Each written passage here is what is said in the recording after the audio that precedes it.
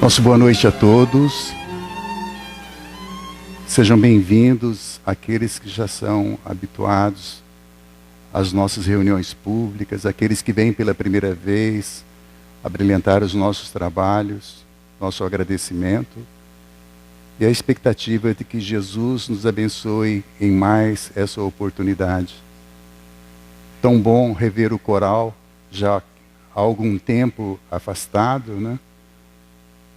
E totalmente, digamos assim, energizado para essas novas atividades, já que o coral representa muito para nós, né? No sentido de que nos traz uma energia saudável, positiva, já que a música é o alimento da alma, né? Para hoje, a reflexão da noite caminha pelo capítulo 2 do Evangelho segundo o Espiritismo. Talvez um dos diálogos mais lindos produzidos do ponto de vista doutrinário por Jesus. O diálogo entre Pilatos e Jesus. Amanhecia o dia quando Jesus foi levado ao pretório. E o pretório era um anexo do templo romano. Os judeus não ingressaram no pretório. Deixaram apenas Jesus. E por que não ingressaram no pretório? Porque eles entendiam que ali era um local inadequado, próprio para pessoas de má índole, e que certamente eles não poderiam ali ingressar para que eles pudessem se preservar, até porque era chegado o período da Páscoa. E Jesus estava ali. Pilatos chegou depois. Não dirigiu-se a Jesus. Primeiramente, foi até o grupo de judeus e perguntou a eles o que teria feito Jesus. E eles simplesmente se negaram a responder, dizendo apenas se nós o trouxemos aqui porque é um malfeitor. Não fosse isso, não o traríamos até vós. E Pilatos, adentrando o pretório, diz a Jesus, se ele era rei dos judeus. E Jesus responde, meu reino não é deste mundo, porque se assim fosse, os meus amigos não teriam permitido que eu caísse nas mãos dos judeus. Por ora, meu reino não é aqui. Mas Pilatos, insatisfeito com aquela resposta,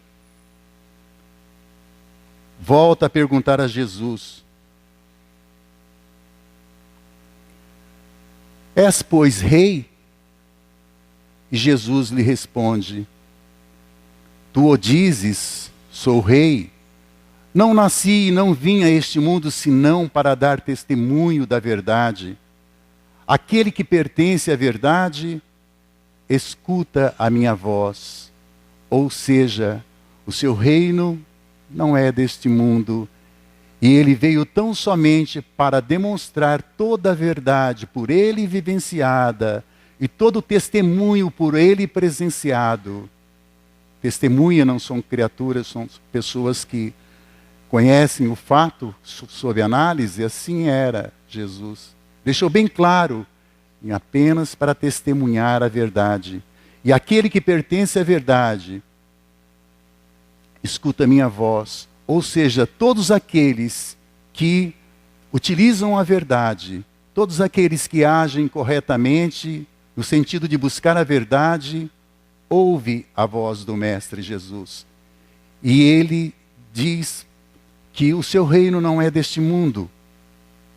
Mas não satisfeito, Pilatos pergunta novamente,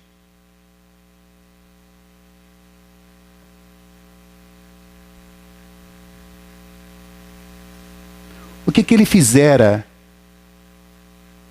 E Jesus apenas diz, meu reino não é deste mundo. E Pilatos retorna ao grupo de judeus e diz a eles que não vê nenhuma mancha naquele homem. E questiona os judeus. Por que é que eles não tomavam Jesus e o conduziam para que fosse submetido às suas leis?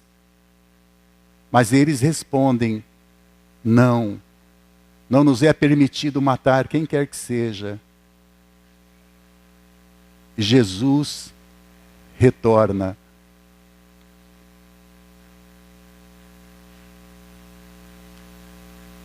E ele retorna a Jesus, melhor dizendo. E com essas palavras designa Jesus claramente a vida futura. Para onde irá a humanidade? E devendo isto ser o objeto das principais preocupações do homem na terra. Entretanto, não é essa a preocupação do homem na terra. O homem tem vínculos extraordinários com os bens materiais. Pouco se interessa pelas questões espirituais. Se o reino de Jesus não é deste mundo, então o que nós viemos fazer aqui? Viemos para proporcionar um pouco de conhecimento, melhorar as nossas condições. Viemos para cumprir uma parcela da infinitude de Deus. Com absoluta certeza, Jesus se refere à vida futura, como o fim a que se destina todas as criaturas. E nós sabemos disso. Não vamos permanecer aqui por muito tempo. Temos convicção disso, que a certo momento nós teremos que fazer compulsoriamente a nossa transferência para a pátria espiritual, levando conosco tudo aquilo que amealhamos no campo das realizações, para o bem ou para o mal. E nós sabemos muito bem disso. A conquista dessa vida futura de que nos fala Jesus começa aqui, com o cumprimento das leis de Deus e com o esforço que cada um faz no dia a dia para melhorar as suas condições. E para ver se nós estamos preparados para receber essa verdade. Que verdade? A verdade espiritual. Jesus não podia dizer a Pilatos tudo aquilo que era fruto da verdade, tudo aquilo que ele presenciara, porque não só Pilatos, como os homens daquela época não compreenderiam. Jesus não podia falar das oportunidades que nós recebemos, né, que todos têm acesso a reencarnações tantas quantas forem necessárias ao nosso aprimoramento espiritual. Mas a doutrina espírita veio nos dizer que isso é possível, compreender essa realidade da reencarnação, que deixa de ser uma mera hipótese para ser uma realidade material. E com essa realidade, também deixa de ser uma porta aberta para o nada, perde o seu conceito apavorante e as dificuldades do dia a dia deixam de ser castigo e passam a ser os meios necessários para a conquista da evolução de cada um de nós. E todos têm essa oportunidade de se melhorar. Se nós não melhoramos as nossas condições vibracionais, se nós não melhoramos a nossa conduta, se todo esse trabalho que Jesus nos passou, toda essa verdade que Ele nos passou, e isso está bem claro para nós, porque não nos é permitido dizer que desconhecemos o Evangelho de Jesus. Se tudo isso que Ele nos passou, que precisa ser vivenciado, se nós não vivenciamos, é porque nós estamos utilizando de maneira equivocada toda essa liberdade que Ele nos deu. Já perceberam? Nós temos absoluta liberdade de escolha, realizar essa verdade, participar dessa verdade, desse testemunho que Ele nos proporcionou. E a história da humanidade nos diz claramente quais foram os passos de Jesus, desde o seu nascimento, num lugar simples, demonstrando a sua humildade, até a agonia na cruz do madeiro. Nós conhecemos perfeitamente. Meu reino não é deste mundo. E o Livro dos Espíritos, na questão 1018, nos diz, quando Kardec pergunta a espiritualidade, em que sentido se deve entender essa frase, meu reino não é deste mundo. E eles respondem, em sentido figurado, o Cristo queria dizer que não reina senão sobre corações puros e desinteressados. Portanto, se nós não nos enquadramos nesta definição de corações puros e desinteressados, é bem provável que nós estejamos fora desse campo de melhoria espiritual e fora, por consequência, também, né, do reino que Jesus nos promete. Esse é um claro indicativo que devemos nos preocupar com a vida futura e que a vida física é apenas um momento de aprendizado e aperfeiçoamento na eternidade. O reino que Jesus fala não é de caráter material, não é constituído de riqueza e poder, como nós observamos no dia a dia. Nada a ver com tudo isso aí que nos preocupa.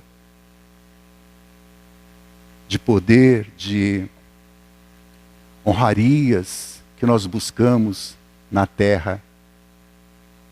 O reino do Mestre é um reino de paz, de fraternidade, é um reino a que tem acesso todos os espíritos que vivem de acordo com a lei de Deus, transmitida em seu Evangelho. Trata da vida futura, e a vida futura é o termo para onde se dirige a humanidade. Todas as máximas de Jesus se referem à vida futura. A vida futura deve constituir-se, e ele nos diz isso, o objeto, ou seja, o nosso destino e as nossas principais preocupações na Terra. Que a vida futura é a chave para compreendermos a moral do Cristo. A vida futura que ele nos fala. E ele assevera que desde que sigamos os seus ensinamentos, essa vida futura deixa de ser uma hipótese para se tornar uma realidade. Com Jesus aprendemos que a felicidade e o nosso lugar verdadeiro não são aqui, nesse espaço, que aqui somos apenas passageiros, aprendizes da perfeição e da angelitude.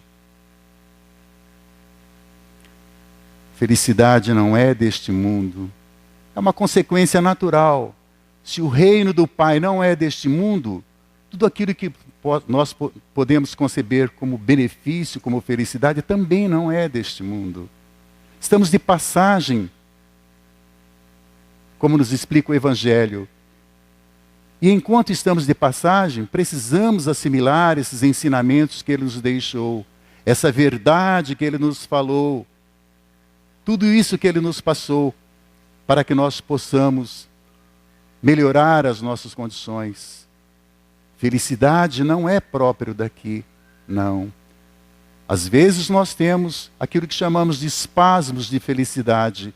São momentos que nós podemos até fazer com que eles sejam acrescentados. Podem perceber isso quando nós nos colocamos numa posição de cumprimento, de atendimento às suas leis. Quando buscamos a prática da caridade, quando reconhecemos nas criaturas à nossa volta irmãos, quando nos colocamos à disposição para atender aqueles que necessitam, quando não passamos com indiferença, né, por pessoas necessitadas, as coisas mudam, porque a nossa concepção de vida é outra. E nos aproximamos desses ensinamentos do Mestre Jesus. E aí nós conhecemos, sim, momentos de felicidade, sim. Uma felicidade que é passageira, mas que também nos acompanha. Porque quando estamos ligados a esses ensinamentos, as coisas mudam. Mudam, como nós percebemos que os momentos de cólera, os momentos de insatisfação, né, vão nos transformando também. E nós mudamos a nossa maneira de ser. Quando nos permitimos esses momentos infelizes, né, de ressentimento, de ódio, ou de sentimentos menos felizes. Porque aqueles mais felizes, né, estão adormecidos no nosso íntimo. E quase sempre nós não permitimos que eles aflorem nas nossas atitudes. Então vamos buscar essa felicidade. Verdadeira vida, já dissemos, não está na terra, mas no reino dos céus, ou seja, na pátria espiritual, de onde viemos e para onde vamos retornar um dia, com absoluta convicção. Por enquanto, diz a doutrina, a terra ainda não pertence ao reino de Deus. E por que o Evangelho nos diz isso? Por enquanto a terra não pertence ao reino de Deus. Exatamente pela ausência de completude do amor, pela ausência de fraternidade entre nós, pela ausência de tolerância, pela ausência de humildade nas nossas atitudes, compaixão que muitas vezes nós relegamos a segundo, terceiro plano, que ainda não são sentimentos que ainda não predominam entre nós. O próprio Evangelho nos diz que ainda prevalece o mal nesse planeta, que nós ainda dependemos de uma transferência para um outro mundo, ainda utilizamos, de alguma forma nós ainda estamos vinculados a sentimentos menos felizes do passado, de um primitivismo, quando sabemos e a espiritualidade nos mostra que nós já estamos num momento de transição para um outro plano, para uma outra paragem.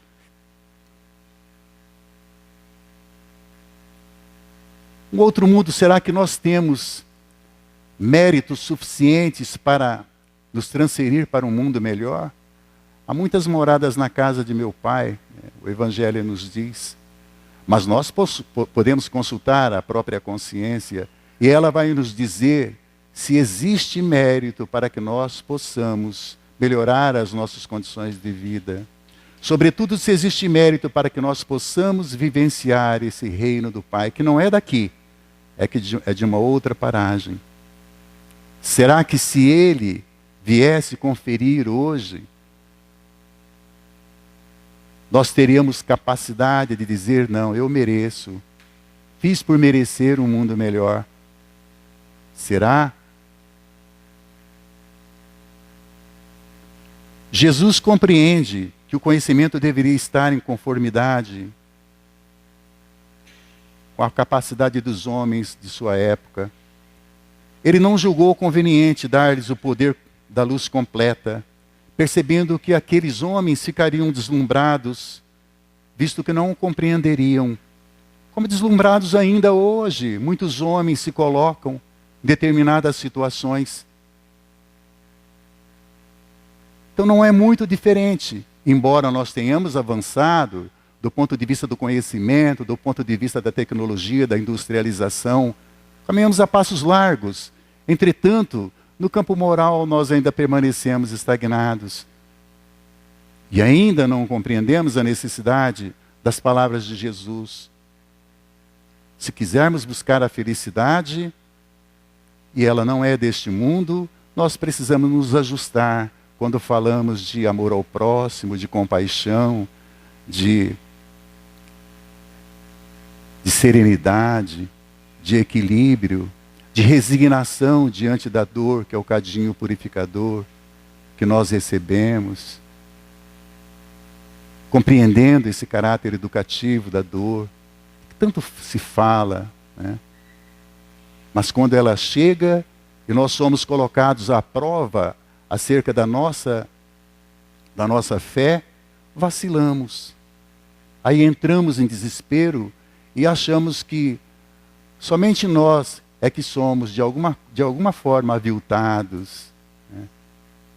Ah, meu Deus, por que eu? Porque eu não. Todas as criaturas têm a oportunidade de passar pelo crivo da dor e do sofrimento. Todos. Ninguém escapa a esse crivo. Agora, aqueles que têm uma vivência melhor dos ensinamentos do Cristo, aqueles que estão habituados a entender essa necessidade de aprimoramento espiritual, aqueles que vivenciam a fraternidade, ainda que tímida, aqueles que buscam auxiliar criaturas que precisam, aqueles que compreenderam a frase do Cristo, quando fizerdes algo a algum desses pequeninos, é a mim que o fazeis. Essas criaturas, sim, estão a caminho.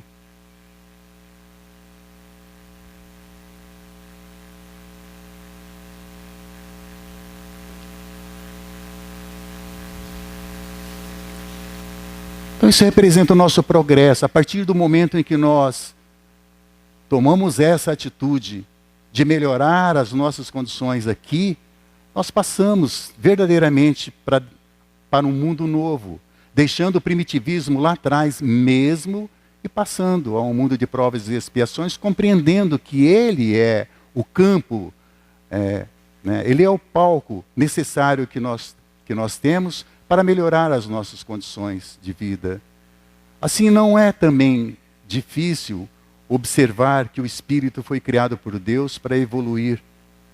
Porque, evoluindo o espírito, ele conquista a consciência do porquê da vida, da necessidade do amor, e compreende a razão do sofrimento e a dor. Por que a gente bate tanto na questão do sofrimento e a dor? Porque não há como fugir, dessas condições. Elas são inerentes ao ser humano. Todos sofrem, todos nós. Já perceberam? Eu gosto sempre de lembrar da profissão de meu pai. Não sei se é uma homenagem, Meu pai era ferreiro. E pela dureza das pontas de eixo, ele fazia, quando não havia ainda industrialização de enxada, machado, foice, essas coisas, ele fazia tudo no calor de uma bigorna. Então era a transformação da ponta de eixo, do ferro, em utensílios para a lavoura. Mas não só ele. Me recordo também das crianças, os bebês. Os bebês, para que o dente possa despontar, o dentinho possa... Apesar de todos os cuidados da mãe, a criança também sofre. Porque esse sofrimento é uma necessidade para se conhecer essa questão da vida, para aprimorar, embora seja ainda um bebê, já começa a aprender o que é a dor, apesar de todos os cuidados da mãe. Vida corpórea é uma passagem necessária ao progresso do espírito. E nesse sentido, nosso corpo é um instrumento para ser usado para o bem. Servir com amor, caridade, resignação e coragem para seguir até o fim do caminho.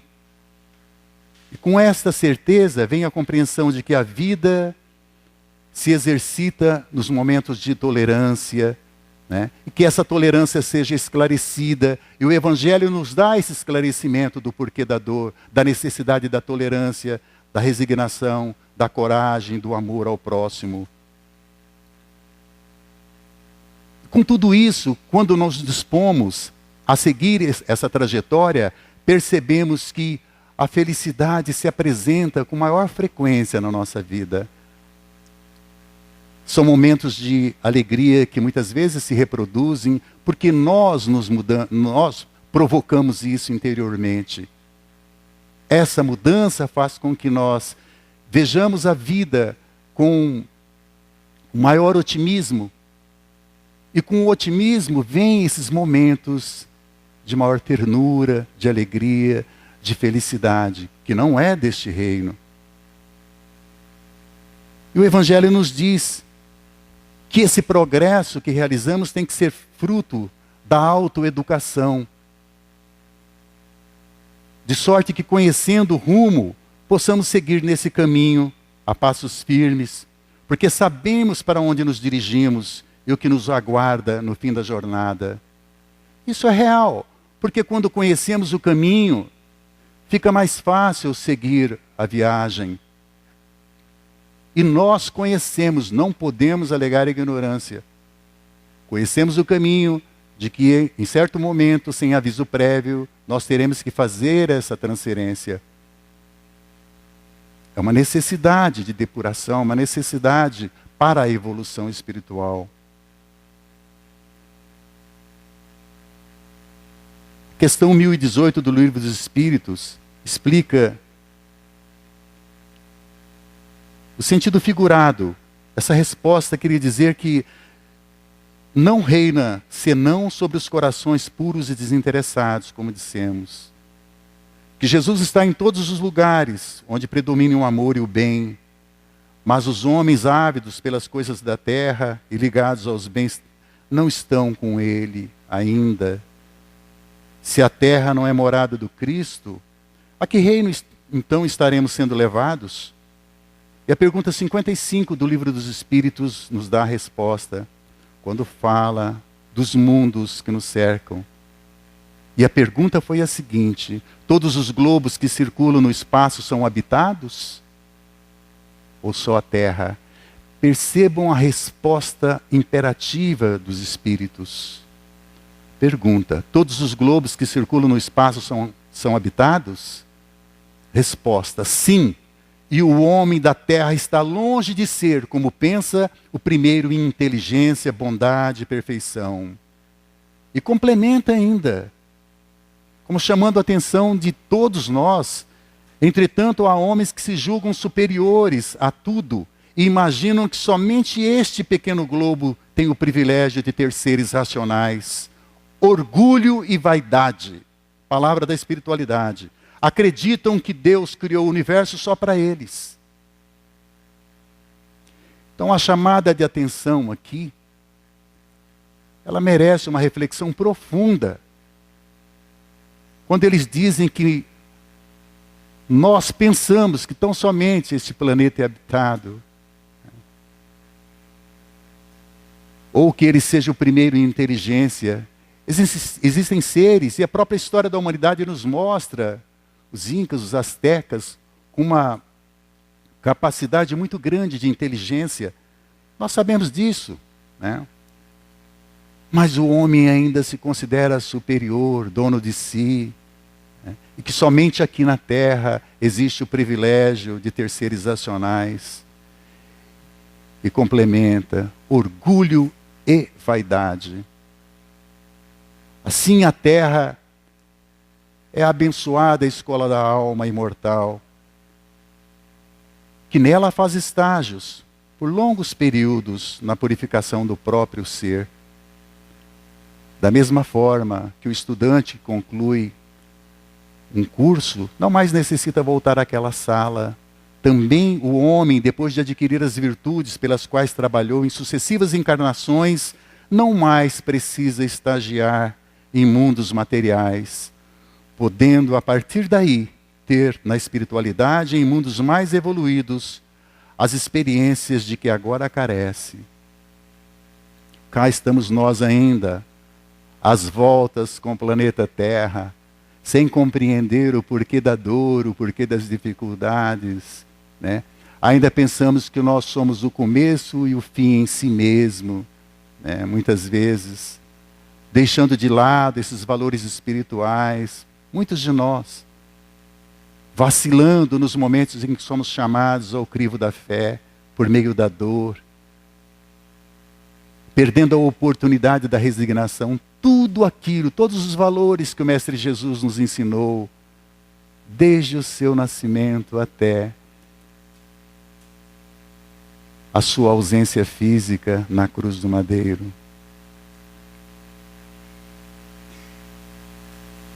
Paulo, o apóstolo dos gentios, compreendendo a grande escala evolutiva do ser e a necessidade de libertação do homem, nos alerta na carta aos Romanos.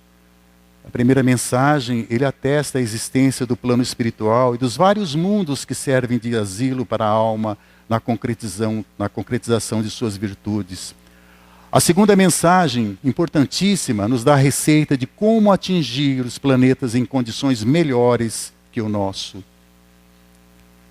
E ambas as lições são claras na necessidade de passarmos pela Terra, sem nos deixar aprisionar por ela, viver a vida material lutando para que a matéria e tudo o que engloba sejam elementos providenciais, ferramentas que o espírito encarnado deve manipular sem atritos ou sangrias. E o que vemos no dia de hoje? A supervalorização de princípios calcados na beleza do corpo, na posse de dinheiro e bens materiais, que estão longe de constituir o acervo ou aquele passaporte que nos permitirá galgar um degrau acima na escalada do Espírito, aproximando-nos do Pai. Mas ainda é momento de revermos essa posição para melhorarmos as nossas condições vibracionais. Já perceberam que Deus não condena os gozos terrenos? De forma alguma, nós temos plena liberdade de aquisição, né, dos bens variados que a indústria, a tecnologia nos coloca à disposição no dia a dia. E quanto crescimento a gente vê nesse sentido. Somos absolutamente livres. O problema está no abuso desses gozos em detrimento das coisas da alma. Para tais abusos é que servem estas palavras de Jesus: meu reino não é deste mundo. Nada é proibido. Pode-se ter sim um belo corpo e muito dinheiro.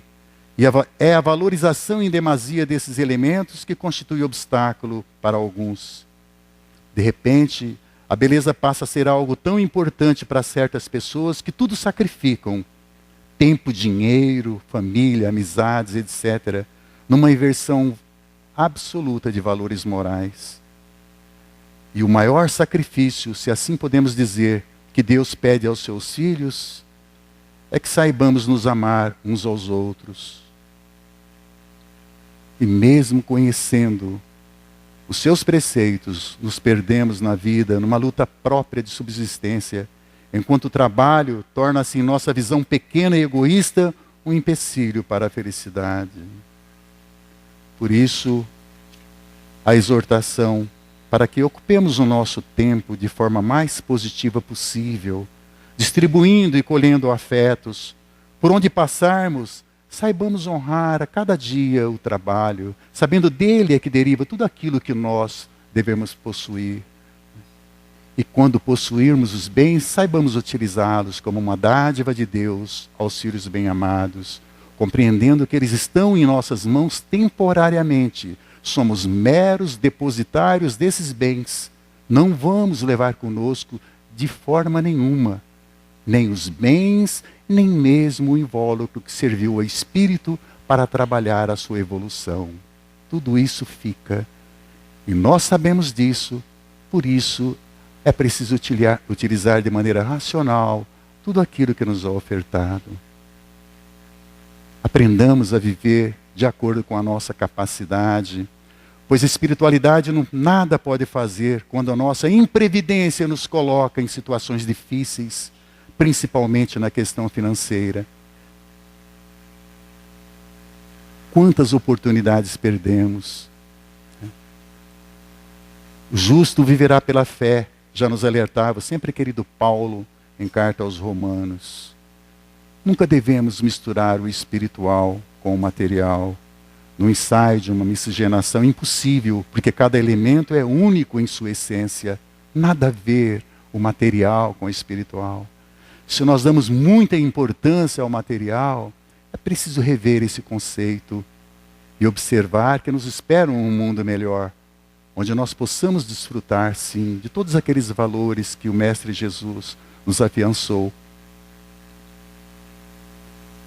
E devemos também, por que não, honrar a oportunidade da reencarnação, assumindo todos os deveres que ela nos exige em nível social e moral,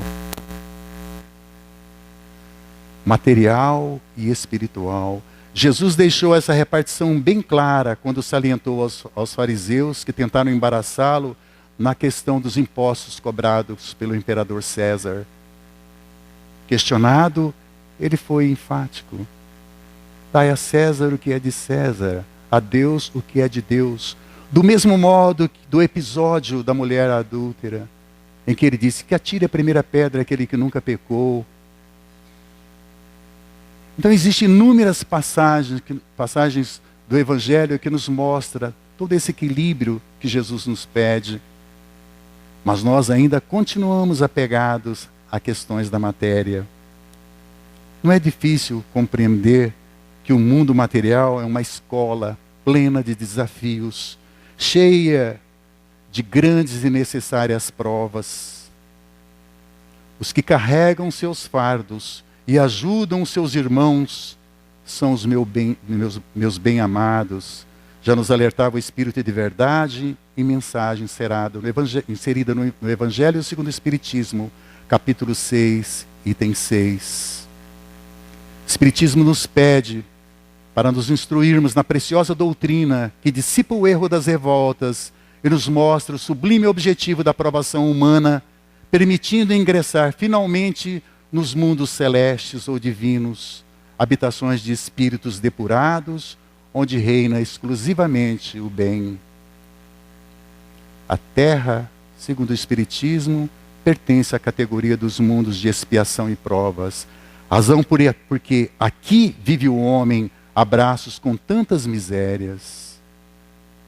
É, portanto, na Terra que devemos desenvolver a inteligência, sublimar o nosso mundo moral, a alma, para conseguir as virtudes necessárias que nos farão ingressar no reino colocado por Jesus, sendo então, como Ele, exemplo de bondade e perfeição. Não tenham dúvidas de que o nosso destino é esse, nosso objetivo é esse, seja tantas quantas forem necessárias as encarnações que nos esperam.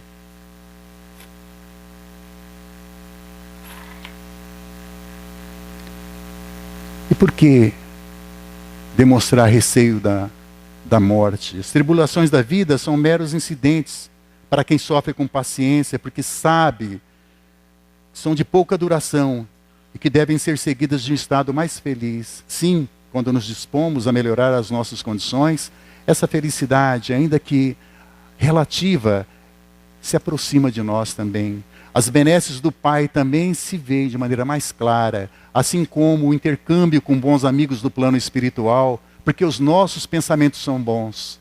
Mas se eles não são bons, nós colocamos um impedimento absoluto nessa relação. E por que temos receio da morte? Se a morte não existe, como cita Victor Hugo, poeta, a morte não é um beco sem saída, é uma grande avenida que se fecha no crepúsculo, mas que se abre na aurora. E nós sabemos disso. A morte nada tem de horrível, já não é uma porta de nada, do nada, mas da liberdade, que abre ao desterrado a entrada da morada da felicidade e da paz. Embora destinado a expiações e provas, a terra pode ser também um bom lugar para se viver, desde que saibamos senti-la como uma das moradas do Pai. Ela é bela pela sua natureza, já perceberam? Mas o homem é que, de alguma forma, destrói essa natureza. Ela é sempre pródiga nas suas flores, pássaros, animais, insetos vários. Belo o seu céu, pontilhado de estrelas, que são os múltiplos sóis que se distanciam em muitas constelações e galáxias. É o que nós vemos. Mas o homem também está a caminho, na busca por recursos financeiros, na busca por poder, e vai destruindo. Interessante quando alguém diz, como aconteceu no Rio de Janeiro, né? Ontem, em São Paulo, inúmeras vezes, as pessoas dizem, o tempo está ruim, porque está chovendo. Não está ruim, não. O tempo está bom porque nós precisamos da chuva. E ela é sagrada para melhorar o nosso solo, para melhorar as condições climáticas, para que possamos respirar. Mas o homem impermeabiliza tudo, o homem constrói de maneira inadequada, indevida, muitas vezes utilizando documentos oficiais, mas carregados de falsidade, carregados de situações que não deveriam existir. E constrói nos sopés das montanhas, enfim, nos lugares mais variados, criando situações de desconforto para a natureza. E ela, muitas vezes, sem recursos, acaba permitindo que o homem sofra a consequência do próprio ato. Por isso a importância dada aos bens terrenos está sempre na razão inversa da fé na vida futura.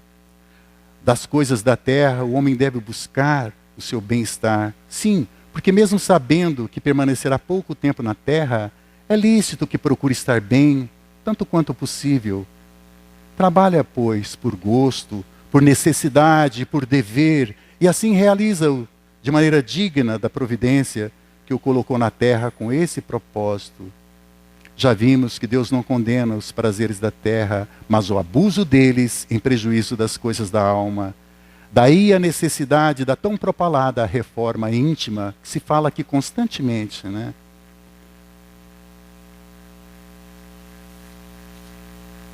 Meu reino não é deste mundo. Então cabe a nós fazer uma distinção, que o capítulo 2 vem nos dizer, né? O que ele vem nos esclarecer? Que nós temos duas alternativas, sim, de seguir os ensinamentos que a terra nos oferece, porque tudo aquilo que nós aprendemos aqui, é daqui. Esse desejo que nós temos por bens materiais, por fortuna, essas coisas que se acumulam no nosso íntimo, essas preocupações, são próprias da terra, né? Bens materiais, dinheiro, poder, beleza física. Por que não fazer opção por aquilo que a pátria espiritual nos oferece, por aquilo que é o destino nosso, segundo as palavras do Mestre Jesus? Abnegação e humildade na nossa conduta, benevolência para com todos, caridade. E a caridade nada mais é do que isso, benevolência para com todos, indulgência para com as faltas alheias, perdão, sobretudo, para as ofensas e amor ao próximo. A alternativa é nossa, nós que utilizamos a liberdade de escolha, e nós podemos mudar os rumos, acreditar que existe um poder maior e que Ele nos governa e que é preciso estar em sintonia com Ele. E que o ícone de nossas vidas, o modelo e guia é Jesus. E se é Jesus, por que não seguir as suas pegadas?